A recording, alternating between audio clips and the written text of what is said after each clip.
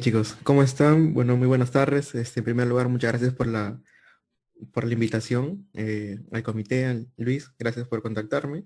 Y es un gusto poder conversar con ustedes unos minutos, tener este pequeño, más que ponencia, un conversatorio, como justo también le comentaba a Luis, poder conversar sobre estos aspectos tan importantes que es sobre ética y también aspectos administrativos para cuando nosotros desarrollamos un protocolo de investigación. Y sobre todo me gustaría también tener el feedback de ustedes, ¿no? Quizás algunas preguntas que tengan.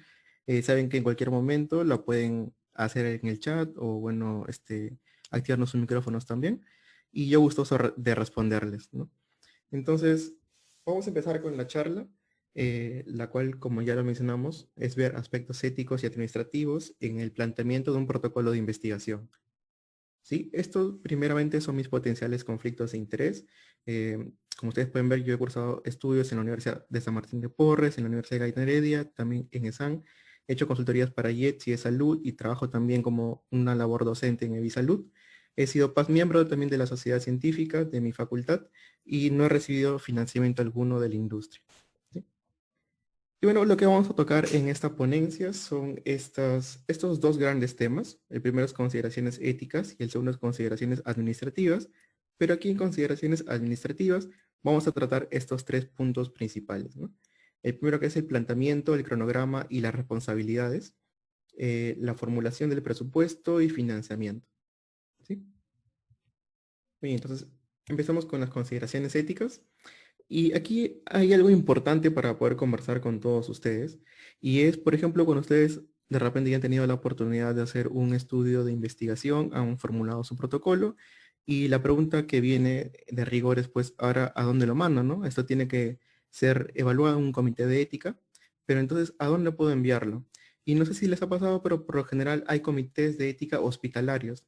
Haz un estudio, por ejemplo, de la prevalencia de alguna enfermedad en un grupo de pacientes en un centro en el cual, por ejemplo, estemos rotando, nos ha surgido esta duda, ¿no? Y queremos hacer una investigación, entonces formulamos el protocolo y lo presentamos a este comité de ética hospitalario.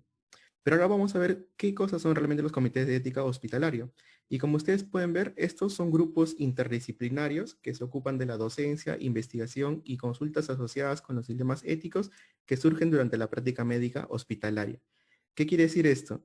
Que la función principal de estos comités de éticas no es principalmente evaluar esos protocolos a desarrollarse dentro de sus instalaciones, sino es, por ejemplo, dirimir en algunas cuestiones éticas como este ejemplo de aquí, ¿no?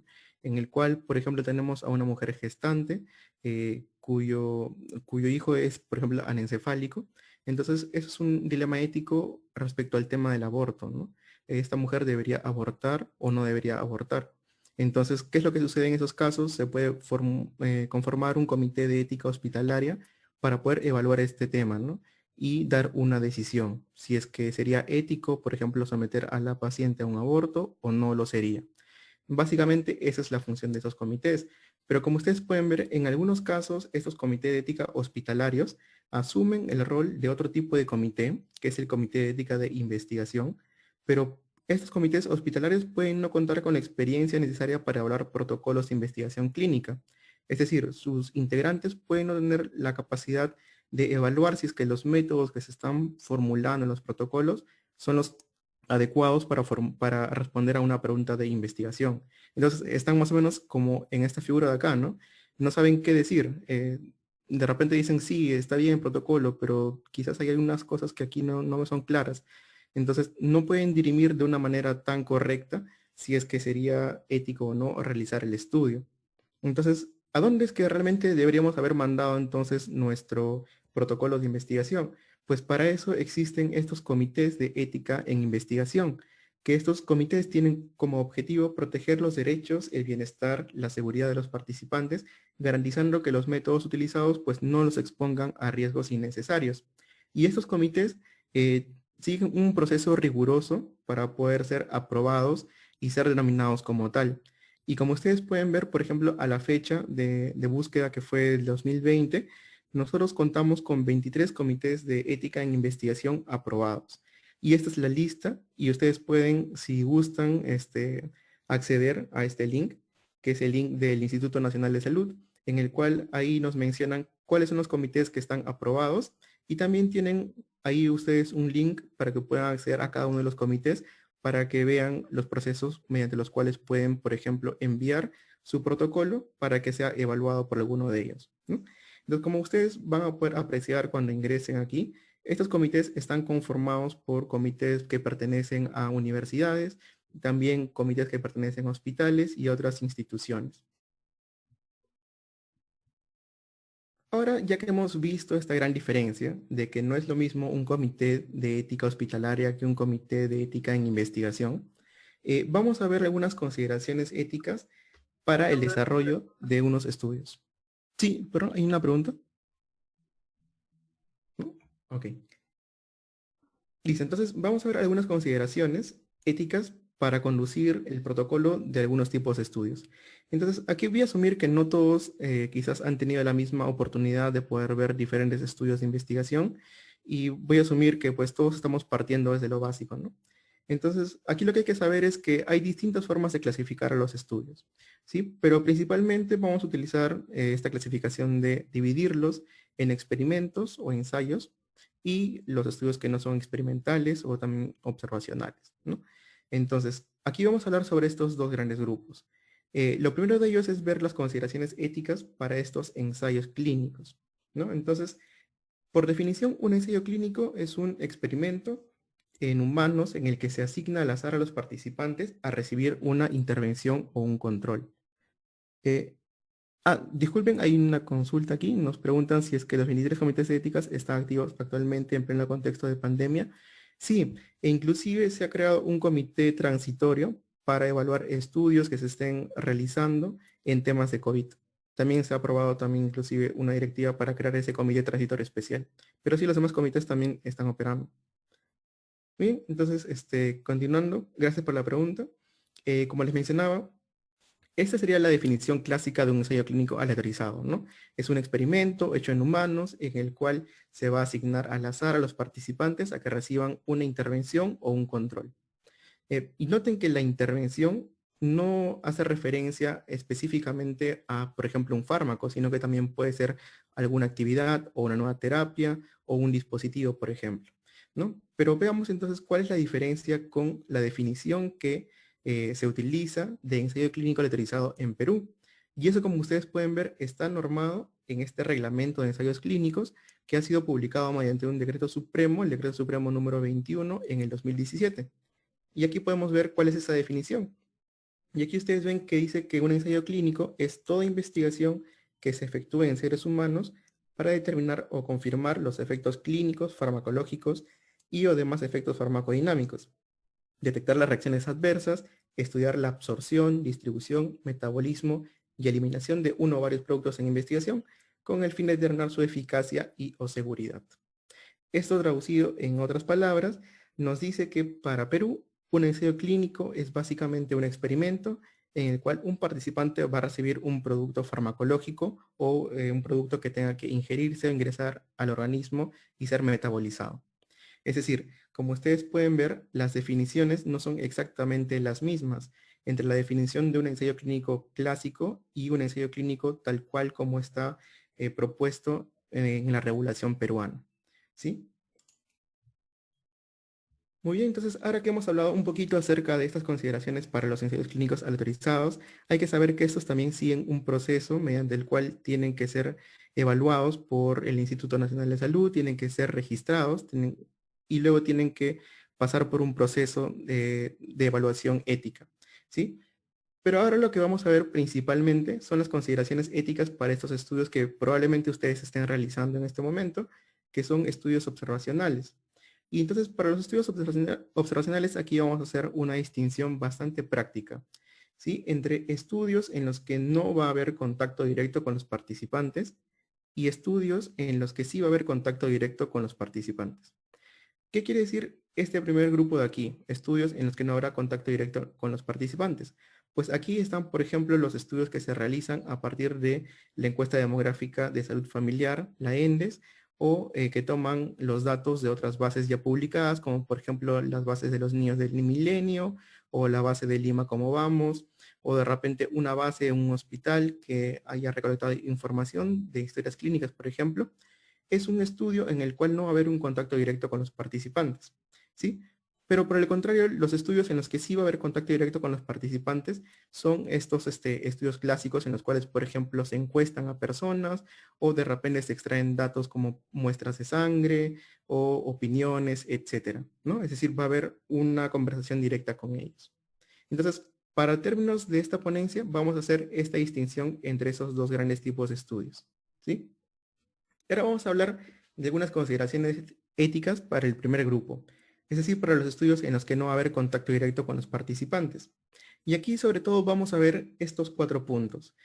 Lo primero es que estos estudios, pues este protocolo tiene que estar registrado, tiene que tener métodos adecuados, tiene que haber de repente cumplido con algunos permisos necesarios para realizarse y tiene que asegurar la confidencialidad de los datos. Esos son los aspectos éticos que probablemente se evalúen en los comités. Entonces, vamos a ver cada uno de ellos para hacer un análisis un poco más profundo. Con respecto al registro de los protocolos, aquí quizás vendría una pregunta que muchos de nosotros nos hemos hecho, ¿no? Ok, ya sé que un ensayo clínico tiene que registrarse y tiene que pasar por un comité de ética, pero también tiene que hacer eso un estudio observacional y la respuesta es que sí. Y como parte de esa evaluación, necesita también tener un registro del protocolo. Ahora, si bien esto no es algo mandatorio u obligatorio porque no hay una ley en Perú que regule esto, sí es un procedimiento ético y un procedimiento de transparencia al momento de nosotros publicar los resultados de esta investigación. Es bastante coherente que también se publique la base en la cual ha sido publicado este protocolo. ¿Con qué fin? Con el fin de que se pueda contrastar que los métodos y los objetivos que fueron planteados al inicio del estudio sean los que finalmente se están publicando. Y esto es bastante importante porque en algunas oportunidades se ha visto que los protocolos, por ejemplo, proponían evaluar la intervención de alguna terapia, por ejemplo, o algún nuevo fármaco, y tenían como objetivo evaluar, por ejemplo, mortalidad. Pero cuando se publica el estudio, finalmente no están evaluando ese desenlace, sino que pueden estar evaluando algún otro. Entonces, ¿qué pasó ahí? Porque no hay una concordancia entre lo que se está publicando y lo que está registrado en el protocolo. Entonces, eso ya nos empieza a llevar a suspicacias y a sospechar de por qué ha habido este cambio y más aún si es que este cambio no está también registrado en la actualización de los protocolos. Entonces, para hablar un poquito más acerca de ello, aquí les presentamos algunas bases en las cuales ustedes pueden registrar los protocolos que estén actualmente desarrollando. Una de ellas y más conocida también es esta de aquí, que se llama Fixture. Ustedes pueden crear nada más su usuario y contraseña y subir el protocolo que estén realizando en versión PDF y ya está publicado en un repositorio.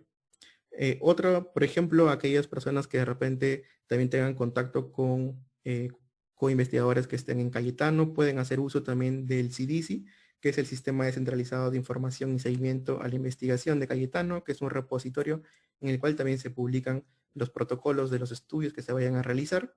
Y algo bastante interesante es que también ustedes pueden solicitar el registro de su protocolo en el Instituto Nacional de Salud. Y como ustedes pueden ver, esa es una normativa, un documento que fue publicado inclusive en el 2010, pero que muchas veces no tiene tanta visibilidad como, por ejemplo, en el caso de los ensayos clínicos, ¿no? Los estudios observacionales, por lo general, se cree que son simplemente estudios que son fácilmente realizables y que no necesitan seguir procesos rigurosos o que no necesitan pasar procesos de ética rigurosos o tener un protocolo, pero esas ideas son erróneas. Estos estudios, tanto como los ensayos clínicos, deben también ser sometidos a evaluaciones. Entonces, como ustedes pueden ver, también pueden enviar su protocolo al Instituto Nacional de Salud para que puedan ser evaluados y hacerles un seguimiento respectivo, ¿no? Entonces, eso es con respecto al registro del protocolo. Lo que primero deberían hacer cuando terminan de desarrollar su protocolo, lo registran en una base. Ahora, lo siguiente que también se ve en la evaluación ética de estos estudios es que los estudios tengan o sigan métodos adecuados. ¿Y a qué se refiere con métodos adecuados? Pues que esta metodología que se está proponiendo en el protocolo sea la correcta para responder a la pregunta pico o la pregunta clínica o pregunta de investigación que ustedes han planteado al inicio, ¿no? Pero si es que esto no ocurre, si pues no se siguen estas metodologías adecuadas, no va a ser ético en verdad realizar el estudio. Y algunos de ustedes piensa o sabe por qué no sería ético realizar un estudio si es que los métodos, por ejemplo, son erróneos. Pueden hacer, como les mencionaba, uso del chat. Me gustaría también saber sus opiniones respecto a ello. ¿Qué piensan sobre esto, no? ¿Alguien que quizás quiera participar?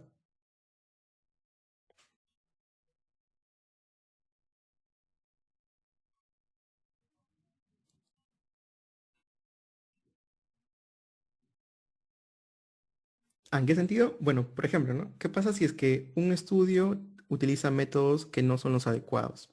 ¿Sería ético realizar este estudio?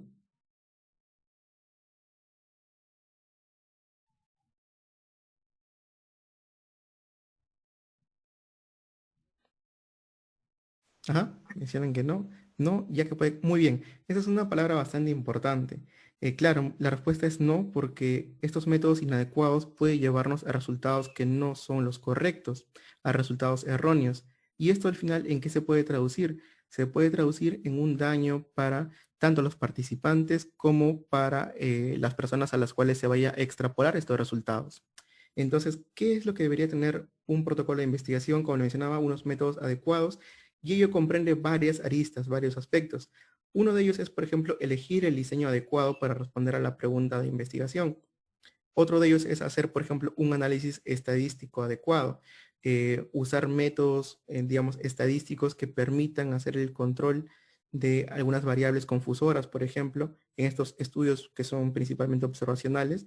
Ese es un punto bastante crítico, por ejemplo, ¿no? Y otra cosa también es, en caso que nosotros vayamos a tener contacto de repente eh, solamente con los participantes, eh, haz que los procedimientos sean los adecuados para poder recolectar la información. Entonces, son varias aristas que componen que el método sea adecuado.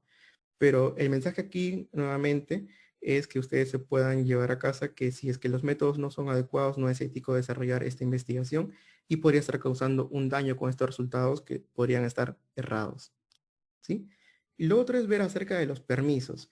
En algunos casos, cuando por ejemplo estamos haciendo estudios con estas bases de datos que ya han recolectado la información, muchas veces se requieren permisos para poder acceder a esta data, ¿no? Y de repente a uno de ustedes les ha sucedido que quieren hacer la investigación en algún hospital que están rotando y de repente el docente les dice que tiene una base de datos de participantes con una enfermedad determinada y ustedes pues les interesa la enfermedad, quisieran investigarla y les proponen, por ejemplo, hacer un trabajo de investigación. Entonces, esos datos tienen ciertos derechos y por eso es que también desde la concepción del protocolo se debería ir averiguando sobre eso, si es que se necesitan pedir permisos a las instituciones para acceder a esos datos. Entonces, eso es algo bastante importante también al momento en el cual se presenta el protocolo del comité de ética, saber si es que se han obtenido los permisos necesarios para usar estos datos. Y eso también se concatena con este siguiente concepto, que es el de la confidencialidad de los datos. Entonces, como le mencionaba, si bien es cierto, en este grupo de estudios uno no está viendo a los participantes directamente, no está teniendo contacto directo con ellos, los datos aún así les pertenecen y deberían ser confidenciales. Entonces, aquí este es un punto bastante importante que tiene que estar mencionado en sus protocolos sobre la confidencialidad de los datos. Aquí hay que mencionar de qué manera es que se va a resguardar esta información que es tan valiosa para los participantes, ¿no? Si es que va a ser, si se va a hacer un encriptamiento de, por ejemplo, la base de datos en la cual esté esta información o no, o de qué manera se va a resguardar esta información, ¿no? Eso es uno de los aspectos y lo otro también es saber quiénes van a tener acceso a esta base de datos. Si solamente va a ser el investigador principal, si va a haber un investigador encargado o qué persona es la que va a tener acceso a esta data. Entonces aquí lo que tiene que quedar claro para el comité es esa, de qué manera ustedes van a resguardar la confidencialidad de los participantes. ¿Sí? Y aquí justo me mencionaban que estaban haciendo algunos protocolos y me gustaba, por ejemplo, la idea de traerles un pequeño párrafo en el cual de repente ustedes puedan adaptar. Este es un ejemplo de cómo, por ejemplo, se podría redactar este segmento en el protocolo, ¿no? Cuando nosotros estemos utilizando estudios que no han tenido contacto directo con los participantes, este es un ejemplo mediante el cual ustedes podrían redactarlo, ¿no? Por ejemplo, en el presente estudio, este presente estudio es un análisis secundario de datos, por lo que no se tendrá contacto con sujetos humanos. En tal sentido, los posibles riesgos para los sujetos del análisis son mínimos y están relacionados principalmente a una brecha en la confidencialidad, como les mencionaba, ¿no? Y aquí, por ejemplo, lo siguiente sería mencionar entonces cómo vamos a resguardar esta confidencialidad. Y aquí mencionar esos métodos. Y en este último párrafo sería pues decir lo que les mencionaba, ¿no? La importancia de que el protocolo esté registrado en una base de datos o un repositorio. Y es mencionar eso, este protocolo se registrará en tal repositorio y será evaluado por el comité de ética de XXX, ¿no? El que ustedes hayan elegido para que sea el comité evaluador. Ujú. Muy bien, entonces eso es con respecto a los estudios que evalúan, que no evalúan participantes. Disculpen, aquí hay una pregunta. Nos dicen, ¿qué sucede si los métodos de medición son escasos? Por ejemplo, métodos que busquen medir problemas por la pandemia. ¿Cómo se puede proceder si aún no se tiene uno oficial y aprobado en el Perú? Esto es con respecto a, por ejemplo, ¿qué te gustaría medir, Iván? ¿Qué aspecto de la enfermedad? ¿Quisieras medir, no sé, nivel de ansiedad, por ejemplo? ¿O qué es lo que quisieras medir? Ansiedad. Ah, ok. Y listo. Muy bien. Por ejemplo, Iván nos pregunta algo acerca de los métodos, ¿no? Eso es algo que tiene que estar previamente descrito en el protocolo, ya que en el protocolo, como ustedes también sabrán, hay secciones en las cuales operacionalizamos las variables y también decimos cómo vamos a medirlas. Y tenemos que utilizar instrumentos que pues hayan sido corroborados, que estén validados para poder hacer una medición objetiva de estas variables, ya que eso también es un procedimiento ético. Tenemos que tener métodos adecuados para hacer estas mediciones. Entonces, por ejemplo, nos dice cómo podríamos evaluar la ansiedad en estos participantes, ¿no? Y sabemos que, ¿qué tenemos que hacer en este caso? Hacer una búsqueda de la información relevante hasta el momento para saber qué métodos alternativos hay para medir la ansiedad. Y sabemos que existen ciertas escalas de ansiedad que podemos utilizar y probablemente alguna de ellas esté validada en nuestro contexto o esté validada, por ejemplo, en el ámbito de aplicación americano o latinoamericano, por ejemplo. Entonces, podemos hacer uso de esos instrumentos cuando nosotros sepamos que ya han sido validados y que pues nos ofrecen esa confiabilidad. No es necesario, digamos, necesariamente que se cree o se desarrolle un instrumento para medir ansiedad por COVID, por ejemplo, específicamente. Pero si ese fuera, por ejemplo, el motivo de la investigación, entonces, ¿qué método se utilizaría ahí? Ya no es un método quizás comúnmente utilizado como estudios transversales o cohortes, sino que ya es una validación de una encuesta y este tipo de estudios también sigue un proceso diferente de realización o de conducción.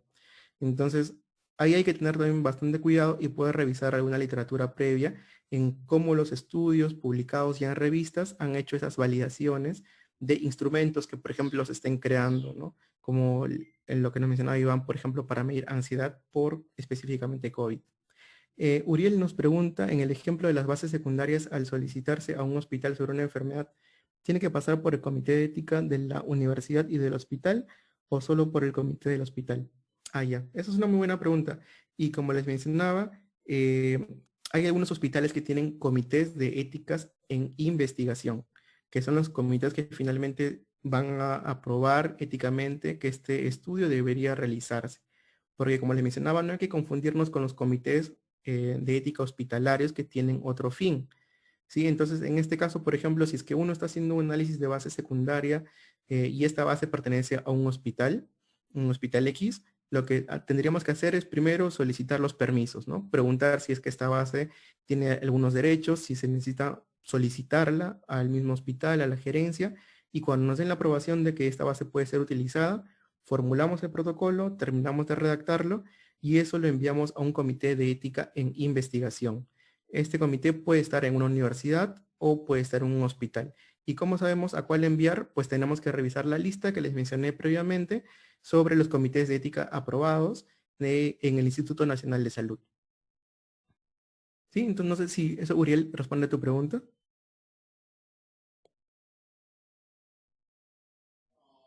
¿Sí? Ok, muchas gracias.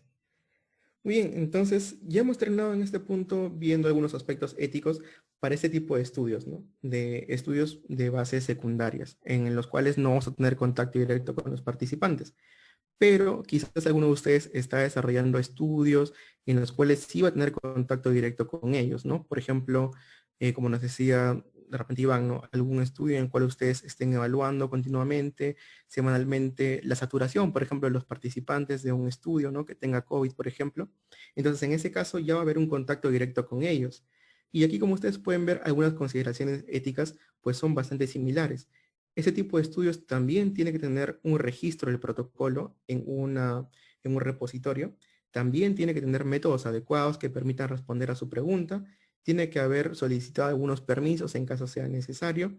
Tiene que resguardar la confidencialidad de los datos, pero lo que quizás más va a diferenciar a esos dos estudios es esto de aquí, la necesidad de un consentimiento informado para los participantes. ¿Sí? Entonces, como eso es lo nuevo, aquí les traigo un fragmento de un artículo en el cual se propone un modelo de consentimiento informado para que ustedes también lo puedan revisar. Si gustan, de repente puedan adaptarlo también a sus investigaciones o a sus protocolos, en el cual ¿qué debería estar consignado? ¿No? Deberíamos tener el investigador responsable, el título del protocolo, el título del acta de consentimiento, es decir, qué consentimiento para qué tipo de estudio es este o cuál es el título del estudio. Y aquí algunos conceptos primordiales, ¿no? Que en el consentimiento debe estar explicitado cuáles son los posibles riesgos que puede tener este participante. También tiene que estar especificado cuáles son los posibles beneficios y también tiene que haber algunos otros datos sobre, por ejemplo, números de contacto, ¿no? A quién pueden contactar, si es que de repente ellos pueden solicitar su exclusión del estudio cuando lo crean conveniente, y algunos otros datos más. Esto tiene que estar firmado por el paciente o un responsable legal y también tiene que firmar pues el médico investigador o médico responsable. Entonces, esto debería estar consignado en un estudio en el cual sí tenga contacto con los participantes, como les mencionaba. Y eso sería sobre todo lo primordial a ver de los aspectos éticos para estos dos grupos de estudios, que espero haber abordado porque, como les mencionaba justo Luis, me decía que estaban ustedes ya desarrollando algunos protocolos, entonces me pareció práctico hacer esta distinción. No sé si es que hasta el momento hay alguna pregunta con respecto a ética, sino para pasar al siguiente punto, que ya vendrían a ser aspectos administrativos. De repente, ¿alguno de ustedes tenga alguna duda respecto con sus protocolos? ¿Alguien ya quizás lo mandó a un comité de ética?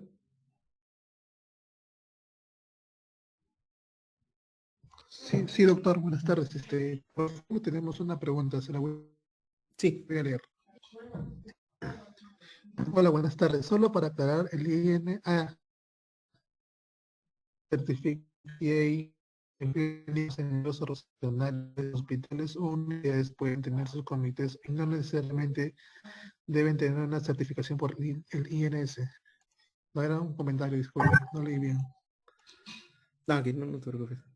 No, claro, ojo, como le mencionaba, los comités de ética en investigación son comités que pasan por un proceso, digamos, de evaluación y que son finalmente designados como tal.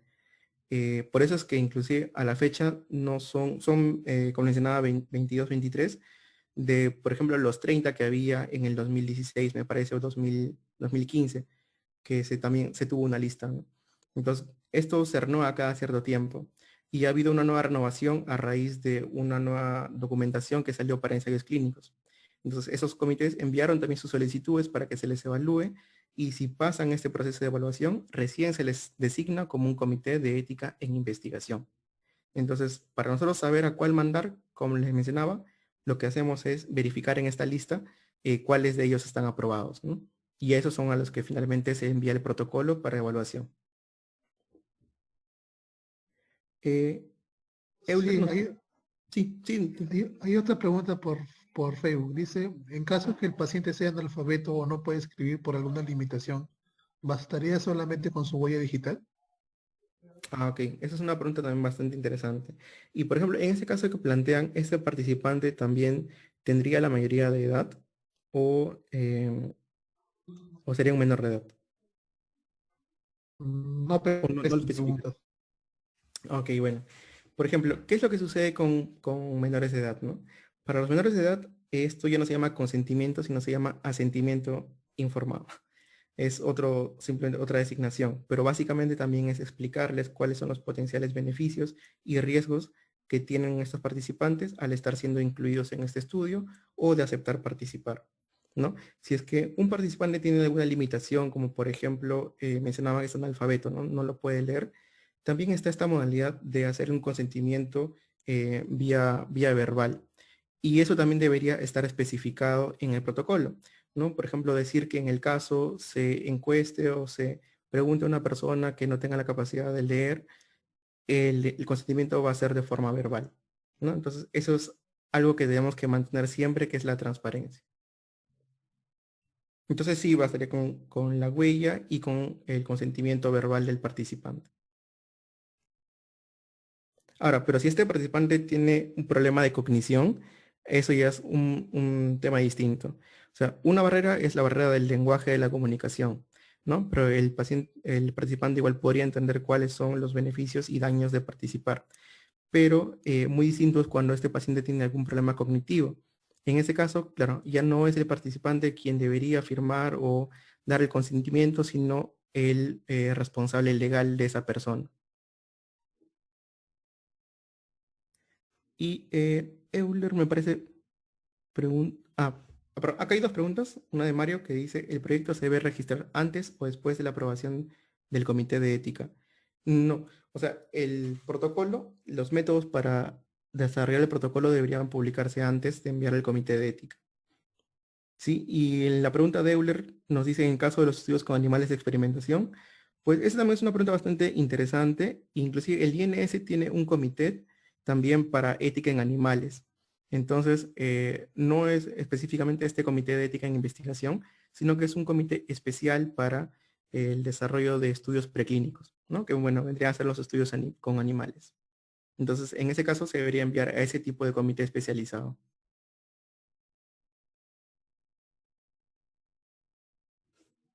Sí, bueno, si no hay más preguntas, pasamos si no a la siguiente parte del conversatorio, el cual es ver ya algunas consideraciones administrativas. Sí, y entonces lo primero que vamos a ver es esto aquí, que es la formulación del presupuesto. eh, ¿Y qué es lo que tenemos que considerar nosotros al formular un presupuesto? Principalmente estas tres cosas. Lo primero es ver gastos en recursos humanos, ¿no? Por ejemplo, si es que nosotros vamos a contratar a un grupo de personas que van a hacer el seguimiento a los participantes, por ejemplo, van a estar monitoreando la saturación de alguno de ellos en caso de un estudio X que se quiera hacer, por ejemplo, en COVID. Entonces hay que ver si es que este participante o este personal, perdón, va a estar contratado a tiempo completo o va a ser a un medio tiempo, ¿no? Cuánto se le va a pagar por hora, qué cantidad de horas va a trabajar y cuánto se le va a pagar finalmente en total a todos esos participantes. Otra cosa que también tenemos que considerar ahí son los gastos en los recursos logísticos. Y aquí es bastante importante hacer mención a qué es lo que vamos, en qué es en lo que vamos a invertir. Por ejemplo, en materiales, en transporte, en cotizaciones, de repente se necesita adquirir algunos químicos para hacer algunas reacciones, por ejemplo, en caso de estudios preclínicos o cuando se requiera, por ejemplo, contratar ciertas máquinas especializadas para procesamiento de muestras, por ejemplo, o enviar estas muestras a laboratorios.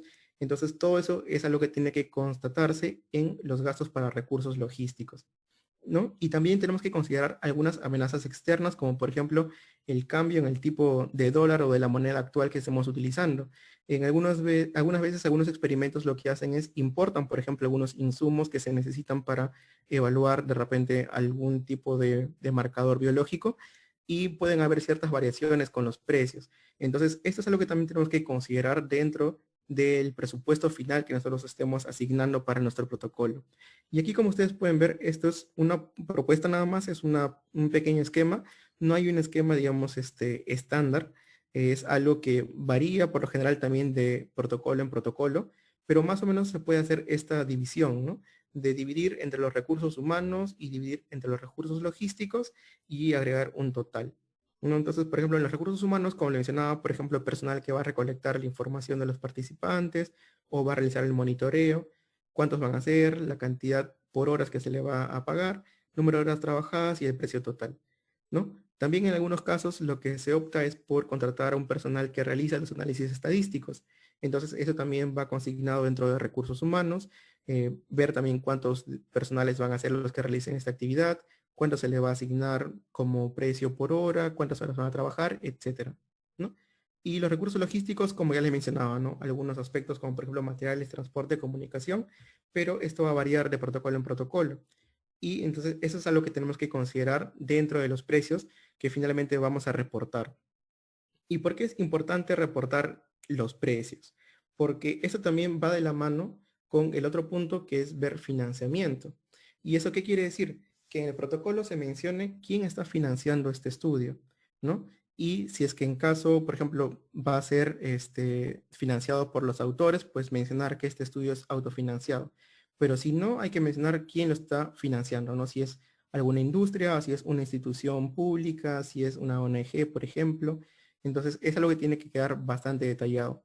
¿Y qué hace por lo general el comité ahí o cómo se evalúa ese aspecto? Pues es ver esta concordancia, ¿no? Entre los montos que se van a gastar, si son coherentes con, primero, el desarrollo del estudio, los métodos que se están usando y con el financiamiento que se le pueda aportar, en caso sea, por ejemplo, autofinanciado. Y aquí algunos puntos respecto al financiamiento es comentarles de que hay algunas fuentes o fondos nacionales, como ustedes pueden ver, por ejemplo, la Universidad Cayetano Heredia tiene un fondo de apoyo a la investigación en el cual ofrece este financiamiento a protocolos me parece que estos son alumnos nada más de pregrado o posgrado de Cayetano, pero aquí también vemos un poco la importancia de la colaboración de los coinvestigadores, ¿no? Si es que de repente un coinvestigador es de Cayetano, pues puede optar de repente por participar en este fondo de apoyo a la investigación. Y si no, también tenemos otros fondos, como por ejemplo los fondos de Concitec, el Conciencia Activa, ¿no? En el cual también se brindan financiamientos o apoyos para protocolos. Entonces, son fuentes que también podemos buscar para financiar nuestros estudios, porque en algunos casos los costos sí son bastante considerables y puede que no sea factible pues que cada investigador o cada autor aporte cierto monto, ¿no? Entonces, tenemos estas alternativas para poder hacer ese financiamiento. Y finalmente vamos a ver este otro aspecto que es el planteamiento, el cronograma y las responsabilidades, que también es algo bastante importante. Y entonces un cronograma lo que principalmente debe ser es realista. ¿Y esto qué quiere decir? Que por ejemplo nosotros estamos conduciendo nuestro estudio de manera adecuada, normal, tenemos nuestros datos que ya hemos estado, digamos, guardando, por ejemplo, en un Excel, ¿no? Estamos tabulando nuestras variables y de un momento a otro le entra un virus a la máquina o pasa algo, le cae café a la computadora o algo pasa y esa información se pierde. Entonces, ¿qué pasó en ese caso? Hay que volver a reanalizar los datos, volver a colectar la información y eso demanda también un tiempo que si es que no estaba contemplado dentro del protocolo que podía ocurrir, no un percance que puede ocurrir, pues puede que también entorpezca al final el deadline que teníamos para la publicación de este estudio o para enviarlo de repente a algún concurso o algún fondo de financiamiento. Entonces, esto por eso es que debe ser bastante realista, ¿no? Y también, como le mencionaba, debe ser bastante flexible para permitir el reordenamiento en caso sucedan estos imprevistos. ¿Y cómo planteamos entonces un protocolo? Pues acá hay algunas consideraciones que les puedo dar para eso. Lo primero es tener una idea de los tiempos de formulación del protocolo, ejecución, redacción y publicación del mismo, ¿no? ¿Qué es lo que quiere decir esto? Por lo general, ustedes también trabajan en grupos de investigación, probablemente ya hayan trabajado en algunos proyectos antes, entonces ya más o menos pueden tener una estimación del tiempo que les toma a ustedes hacer un estudio. Entonces, eso es quizás el primer paso, ¿no? Empezar a colectar la información de cuánto podría durar todo este proceso de desarrollo. Lo siguiente es tener una idea de la duración de los trámites, que también es algo bastante importante. Como le mencionaba, ustedes tienen que enviar el protocolo a un comité de ética y este comité de ética va a demorar posiblemente algunas semanas en responderles. Y no quiere decir que ya el protocolo fue aprobado, sino que pueden haber algunas observaciones. Entonces, también tenemos que tener un tiempo prudente para hacer las correcciones en caso sean necesarios. Eso es lo que quiere decir tener una idea más o menos de la duración de los trámites. Otra cosa también es, por ejemplo, con el financiamiento. Si es que ustedes deciden al final optar por buscar un financiamiento, entonces eso también es un trámite y va a demandar un cierto periodo de tiempo, el cual también debe estar siendo contemplado dentro de un cronograma. ¿no? Entonces, una vez que ya tenemos toda esa información, que más o menos hemos estado recolectando sobre los tiempos que puede durar esto, el hacer todo el estudio, hay que plasmar ya las actividades más importantes dentro del cronograma. Y aquí, por ejemplo, les traigo un ejemplo del cronograma de mi tesis, en el cual, por ejemplo, yo puse las actividades más importantes que tenía que desarrollar. Y lo siguiente, como ustedes pueden ver, primero, claro, aquí son las actividades en esta columna, y lo siguiente es plasmar el tiempo en un nivel general. Como ustedes pueden ver, aquí yo lo plasmé a manera de meses, ¿no? Y lo puse con números principalmente. Es decir, evitemos quizás en la mayoría de casos poner pues fechas exactas, porque como le mencionaba, pueden haber eventos que nos hagan mover las fechas. Entonces es mucho más práctico al momento de hacer alguna corrección, tener este esquema, ¿no? De poner sobre todo en números el tiempo que vamos a abordar para cada una de las actividades. Y aquí, por ejemplo, yo lo que hice fue abordarlo en meses y me planteé 12 meses para poder desarrollar todo mi estudio, el cual iba desde la primera actividad, que era, por ejemplo, la revisión de los antecedentes y la redacción del borrador del protocolo, hasta el último mes, el mes 12, que era la presentación final de la tesis, ¿no? Entonces, aquí ustedes, según toda la información que hayan colectado en esta primera parte, van a ir, digamos, de una manera, como le decía, bastante realista y hasta pesimista, podríamos decir, ir poniendo fechas o periodos que les duraría realizar cada una de las actividades, ¿no? Entonces, ese es un esquema de una manera un poco general para que ustedes puedan ver más o menos cómo podrían programar ustedes o plantear su cronograma, ¿sí? Y ahora hablemos acerca de las responsabilidades. Para las responsabilidades hay que tener en cuenta que cada actividad va a tener un responsable, ¿sí? Que hay que ser claros con las responsabilidades de cada miembro del grupo de investigación y tenemos que hacernos sobre todo una reflexión al momento de aceptar una actividad. Y esto probablemente nos ha pasado a muchos de nosotros, que al inicio pues nos dicen nuestros amigos, ¿no? Vamos a hacer un trabajo. Entonces ya estamos bastante emocionados y decimos, sí, hay que ponerle punch, hay que ponerle ganas, vamos a terminar esto en 2 semanas. Entonces estamos tan emocionados que probablemente no estemos viendo que ese tiempo puede no ser factible realizar todo ese estudio, ¿no? Entonces es por eso que vienen estos mensajes, ¿no? Decirles, oye, calma, primero hay que saber que hay una actividad que hay que desarrollar y que eso es una responsabilidad. Y a veces eso también nos, digamos, nos toma por sorpresa porque a veces pensamos que la podemos realizar y finalmente a veces no podemos cumplir. Y esa no es la idea, porque ¿qué es lo que pasa cuando algún miembro del equipo de investigación falla en alguna parte de la redacción del protocolo, por ejemplo, o no la tiene a tiempo, ¿no? Entonces ya está retrasando todo el proyecto que había sido planificado con antelación y puede que inclusive en algunos casos esa tenga una repercusión en algún deadline para enviarlo, por ejemplo, a algún concurso o algún financiamiento. Entonces, ¿qué es lo que tenemos que hacer en estos casos? Nuevamente ser bastante realistas con los tiempos que tenemos. Cada uno de nosotros debería poder hacer esta valoración, valorar los tiempos y otros trabajos que tengamos para poder aceptar o no una responsabilidad, ¿sí? Y aquí hay otro mensaje bastante importante respecto a estas consideraciones administrativas, que es que el investigador principal o un designado debe hacer un seguimiento de que se cumplan estas actividades. ¿Y esto por qué es importante? Por ejemplo, aquí les pongo este ejemplo en el cual un grupo de investigación, por ejemplo, se plantea tener reuniones semanales para ver los avances de la redacción de su protocolo, ¿no? Entonces, por ejemplo, tenemos que esta es la primera parte del protocolo, tenemos que hacer esta primera actividad, que es la revisión de los antecedentes y redacción del borrador, y tenemos este tiempo, ¿no? Entonces, lo que nosotros vamos a hacer como grupo de investigación es reunirnos cada semana y vamos a asignar una subactividad de esta a cada uno de los responsables, ¿no? Por ejemplo, en esta primera subactividad, buscar la literatura como background para el protocolo o la redacción de los métodos del protocolo, por ejemplo, y quién va a estar como responsable. Eso y para cuándo va a tener que tenerlo listo, ¿no? ¿Cuál es el deadline? Entonces aquí nuevamente, para plantear este deadline, tenemos que tener en cuenta la reflexión interna que hacemos, ¿no? De para cuándo factiblemente y realísticamente podemos tenerlo listo.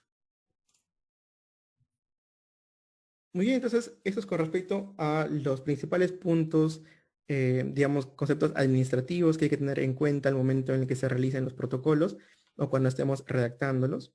Y aquí hay algunas conclusiones, ¿no? Por ejemplo, lo primero es que los estudios observacionales también deben ser evaluados por un comité de ética en investigación. Y eso es bastante importante y ustedes ya saben ahora también cuál es la diferencia entre un comité hospitalario y un comité de ética en investigación. ¿Sí? Recuerden que sus protocolos deben ser enviados a los comités de ética en investigación. La siguiente conclusión es que hay que ser realistas al momento de armar un presupuesto y considerar que pueden suceder algunos imprevistos. También ser realistas al momento de plantear un cronograma con las fechas y asignar responsabilidades y realizar el seguimiento es fundamental para el desarrollo de un estudio. Sobre todo esto aquí es algo bastante importante, tener constancia en esas reuniones, en ese seguimiento, para que podamos desarrollar el protocolo en el tiempo que nos habíamos planteado en el cronograma.